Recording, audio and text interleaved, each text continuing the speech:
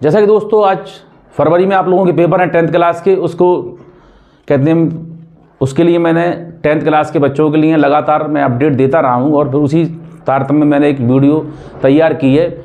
इसके पहले जो वीडियो बनाया था मैंने उसमें ओडी टाइप के क्वेश्चन दिए थे जो आप लोगों ने देखे होंगे, और अगर आपने ना देखे हो तो देखें और हमारे चैनल को सब्सक्राइब करें, लाइक करें, जिससे हमारा हौसला बढ़े और हम लोगों के लिए काम करने का जो तरीका है वो एक अच्छे रूप में आ सके। आपका साथ और मेरा विकास है, इसलिए आप लोग इत्मीनान से देखें। उसी संबंध में मैं उस वीडियो को मैं आगे लेके आया हूं और इसमें मैं आपको 2 अंक वाले जो क्वेश्चन हैं वो मैं आपके लिए बताऊंगा। उनके लिए पढ़कर प्रश्न उसका उत्तर बिल्कुल डिटेल में। तो आइए स्टार्ट करते हैं। हमारा क्वेश्चन है, मृदा भूमि निम्नीकरण से क्या आशय है? आशय का अर्थ होता है मतलब, है ना। मृदा भूमि जो अधिक उपजाऊ होती है ना, उसको मृदा कहते हैं। मिट्टी जैसी होती है परंतु वो पृथ्वी की ऊपरी सतह कहलाती है, जो ज़्यादा ही उपजाऊ होती है। और मृदा का अर्थ मिट्टी से ही है। इसके संबंध में मैं आपके लिए बताने जा रहा हूँ।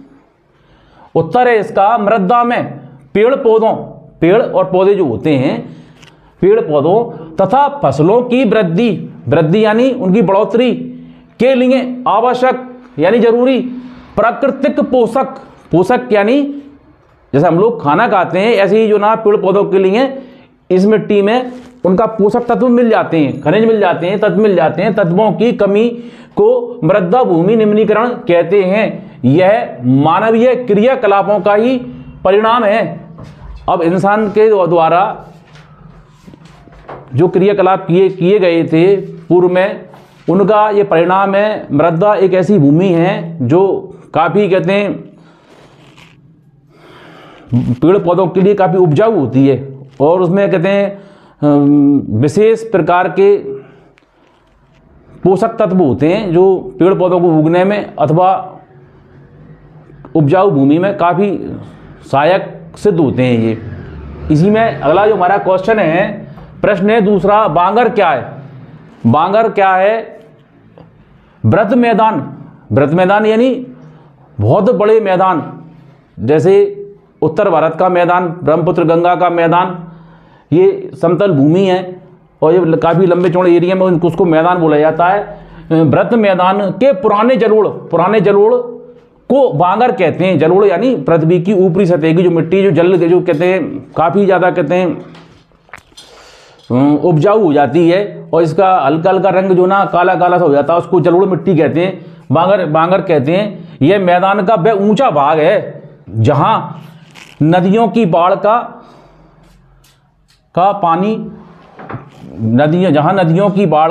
पानी अब नहीं पहुंच पाता। यहाँ क्या होता था, पहले पानी चला जाता था नदियों की बाढ़ का, लेकिन अब नहीं पहुंच पाता। अपेक्षाकृत कम उपजाऊ मृदा है। इसमें कैल्शियम की अधिकता पाई जाती है। कैल्शियम यानी चूना, और चूने की इसमें क्या अधिकता पाई जाती है। इसलिए जो मिट्टी है ये जो ना खेती के लिए ज़्यादा उपयुक्त नहीं है।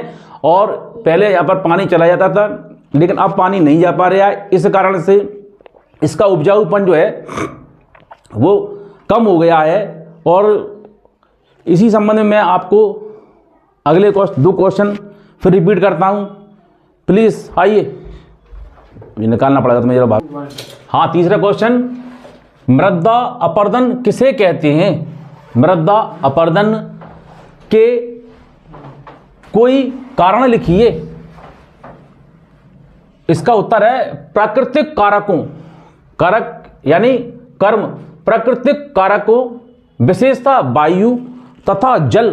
कारक यानी एक दूसरे से मिल जाना, इसे कारक कहते हैं। वायु तथा जल से मिट्टी का एक स्थान से दूसरे स्थान पर हटना मृदा अपरदन कहलाता है। हटना ऐसे भीड़ क्षेत्र जो होते हैं हमारे एमपी में, मुरैना के आसपास जो भीड़ है वो जो ना इस प्रकार की मिट्टी हटी है, उस एरिया को भीड़ बोलते हैं। वो मृदा अपरदन के कारण भीड़ जो ना भीड़ का इलाका बनता है। इसी प्रकार से आगे चलते हैं। अब कारण, मानव द्वारा वनों का अत्यधिक विनाश यानी लकड़ी काट लेना, ठीक है, पशु चराना, तो उससे क्या हो, जब जंगल खाली हो जाते हैं तो जो मिट्टी में जो अपने पौधे जो पेड़ पौधे रहते हैं वो उगे रहते हैं, वो मिट्टी इसके मजबूत कंडीशन में होती है। लेकिन जब जो कहते हैं जंगल साफ हो जाते हैं, पेड़ पौधे साफ हो जाते हैं, तो मिट्टी में वो जो मजबूती रहती है वो कम हो गई, इस कारण से मृदा अपरदन हुआ। अब दूसरा कारण इसका है तीरबांदी एवं अवैज्ञानिक तरीके से खेती करना। चूंकि क्या है, काफ़ी समय पहले लोगों को ज़्यादा नॉलेज नहीं हुआ करती थी, तो उनके पास में कोई वैज्ञानिक तरीके नहीं होते थे, तो वो इस टाइप की खेती करते थे कि उनको पता भी नहीं रहता था कि अपन को करना क्या है। तो इस वजह से क्या है कि ये भी एक कारण रहा मृदा अपरदन का। इसी संबंध में अगला क्वेश्चन है, वाणिज्यिक कृषि क्या है, इसकी दो विशेषताएं लिखिए। वाणिज्य यानी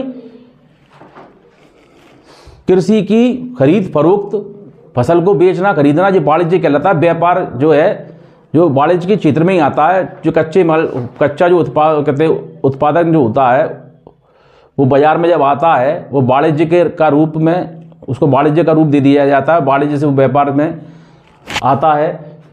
वह कृषि जिसमें बाजार में बेचने के लिए किसान फसलें उगाते हैं। अब किसान कौन सी फसलें उगाते हैं? चना, सरसों, गेहूँ, चावल, ये फसलों में जो उगाते हैं, ये बाजार में बेचने के लिए उगाते हैं, वाणिज्य कृषि कहलाती है। वाणिज्य यानी व्यापारिक कृषि, मान लो एक दूसरे रूप में अपन उसको कह सकते हैं, व्यापारिक कृषि। विशेषताएं, किसान आधुनिक निवेशों जैसे अधिक पैदावार देने वाले बीजों, रासायनिक उर्वरकों और कीटनाशकों का उपयोग करते हैं। अब किसान ये सोचता है कि ज़्यादा से ज़्यादा खेती हम कर रहे हैं, हमारी फसल ज़्यादा से ज़्यादा निकले, हमको लाभ हो, और इससे हमारी आर्थिक स्थिति और हमारे साथ में देश की स्थिति भी बदले। इस वजह से वो क्या, रासायनिक खादों का इस्तेमाल करते हैं ताकि ज़्यादा फसल प्राप्त हो सके। वो कीटनाशक भी डालते हैं ताकि फसलें खराब ना हो। अब इसमें क्या है, प्रति हेक्टर उत्पादकता बहुत अधिक होती है, और जब इसमें इस दवाई का उपयोग करके और रासायनिक खादों का उपयोग करके जब बड़े क्षेत्र में जब अपन कृषि करते हैं, तो जो फसल आती है वो बड़े पैमाने पे आती है, तो हेक्टेयर के हिसाब से ज़्यादा फायदा होता है। छोटी कृषि में इतना मुनाफा नहीं मिलता, लेकिन फिर भी क्या है, फसल की पैदावार ज़्यादा हो जाती है, तो मुनाफा तो उनको भी होता है, लाभ तो उनको भी होता है, लेकिन हेक्टेयर में क्या है, बहुत ज़्यादा लाभ मिलता है। और अब मैं आपको नेक्स्ट क्वेश्चन 5 और 6 की ओर ले चलता हूँ।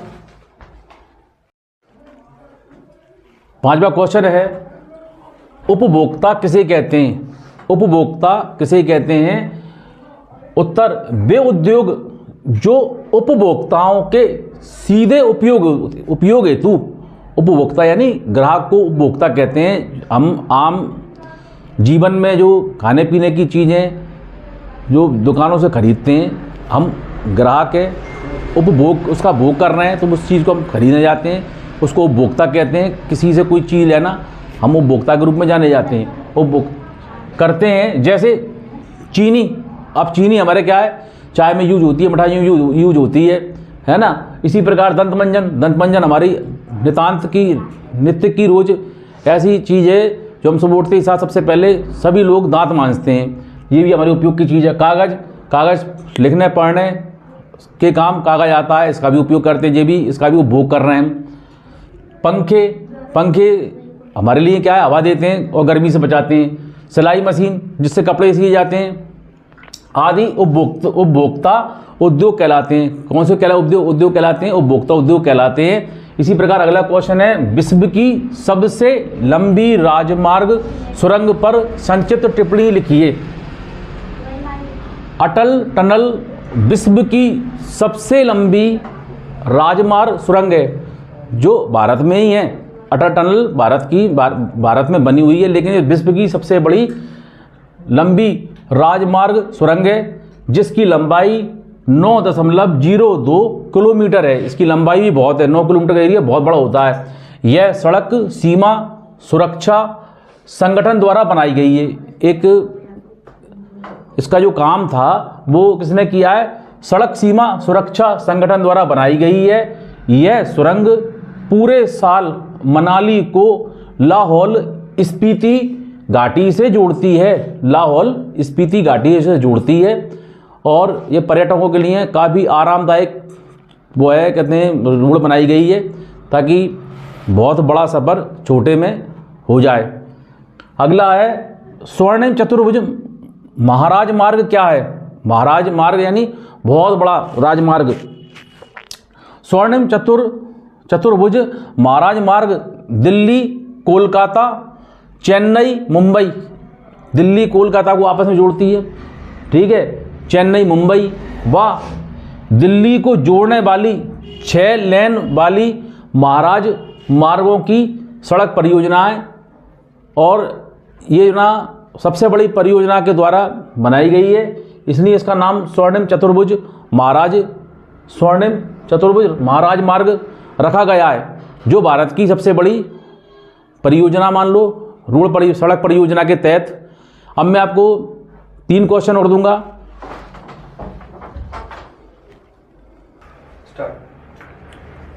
विनिर्माण उद्योगों की उपयोगिता महत्व लिखिए। इसका है पहला पॉइंट है रोजगार।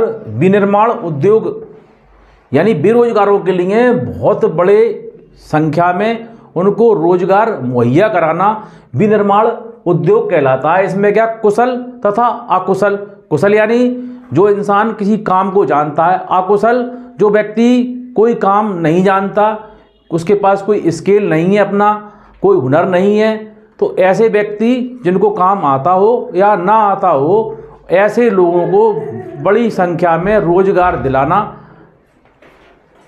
विनिर्माण उद्योग कहलाता है। दूसरा है प्राकृतिक संसाधनों का समुचित दोहन। देश में उद्योग के विकास के साथ साथ बहुत बड़ी मात्रा में प्राकृतिक साधनों का समुचित दोहन यानी उनका उपयोग करना संभव हो गया है। 9वां क्वेश्चन है भारत में रेल परिवहन के वितरण को प्रभावित करने वाले 2 कारण। भारत में रेल व्यवस्था है उसके बारे में ये क्वेश्चन है। इसका आंसर है ऊबड़ खाबड़ क्षेत्र। ऊबड़ खाबड़ यानी ऊंचे और नीचे क्षेत्र, इसे आम भाषा में ऊबड़ खाबड़ क्षेत्र कहते हैं। पर्वतीय क्षेत्रों में रेलवे नेटवर्क का, पर्वतीय क्षेत्र यानी बहुत ऊंचे क्षेत्र या पर्वत पहाड़ होते हैं, में रेलवे नेटवर्क का केंद्रीकरण बहुत कम है। केंद्रीकरण यानी वो जुड़ नहीं पा रहे हैं और कहते हैं प्रदेशों की तरह जैसे अन्य प्रदेश जुड़े हुए। केंद्र यानी जो अपना राजधानी, उससे केंद्रीकरण बहुत कम है क्योंकि निर्माण लागत बहुत अधिक है। अब इतने ऊंचाई पे काम करेंगे, इतने पहाड़ों को काटना, उनको लेवल करना, ये बहुत बड़ा काम है। इस कारण से जहाँ ना रेलवे का जो नेटवर्क है वो नहीं पहुंच पाया है और ज़्यादा रेल पटरी नहीं बिछा पाई है क्योंकि लंबाई बहुत ज़्यादा है, ऊंचाई बहुत ज़्यादा है। इस वजह से इस काम को सुचारू रूप से नहीं किया जा रहा। तो जहाँ क्या है समय समय पर कोई आपदा या कोई प्रबंधन ऐसी बात होती है तो यहाँ हेलीकॉप्टरों द्वारा लोगों की मदद की जाती है। दूसरा है सघन जनसंख्या घनत्व। और यहाँ क्या है जनसंख्या बहुत घनी है, बहुत पास लोग रहते हैं। उत्तरी समतल मैदान में सघन जनसंख्या घनत्व के कारण, बहुत पास में लोग रहने के कारण रेल परिवहन का तेजी से विकास हुआ है। और जब जहाँ क्या समतल भूमि है, समतल क्षेत्र है, वहाँ रेलवे का विकास ज़्यादा हुआ है क्योंकि एक साथ क्षेत्र है तो सरकार को पे इतना लोड नहीं आया, इतना कहते हैं राजस्व, कहते हैं इतना पैसा खर्च नहीं हुआ है। इस वजह से ज़्यादा पैसे की लागत नहीं लगती। इस वजह से पूरे भारतवर्ष में जहाँ समतल एरिया है वहाँ आसानी से रेल की पटरी बिछाई जा सकी है, बड़े बड़े जंक्शन तैयार किए हैं। प्रश्न नंबर लास्ट, यह 10वां क्वेश्चन, स्टेपलर क्या है? स्टेपलर क्या है? वह व्यक्ति जो रेशों के हिसाब से ऊन को स्टेपल करता है यानी संग्रहण करता है, इकट्ठा करता है या चाटता है, स्टेपलर कहलाता है। तो दोस्तों आप लोगों के लिए ये 10 क्वेश्चन आज दिए हैं। जो आगामी 2026 के पेपरों में इनमें से 2-2 नंबर के क्वेश्चन आपको अवश्य मिलेंगे। आप लोग मेहनत से, लगन से बहुत अच्छी तैयारी रखें अपनी, और हम जी जान से मेहनत करके आप लोगों के लिए क्वेश्चन आंसर और वोटिंगें हर दिन वीडियो बना कर डाल रहे हैं। और हमारे द्वारा अगर आपके थोड़े बहुत नंबर भी अगर आपके आ गए कहते हैं वीडियो को देख के, तो आपको लगेगा कि हमने जो वीडियो देखे थे आज उसकी वजह से हमारे इतने नंबर आए। और ये नॉलेज की चीज़ है, ज़्यादा से ज़्यादा स्टूडेंटों के लिए इसको देखना चाहिए। इतनी मेहनत से हम लोग तैयार कर रहे हैं। और मेरी वीडियो आपको अच्छी लगे सब्सक्राइब कीजिए, लाइक कीजिए, शेयर कीजिए।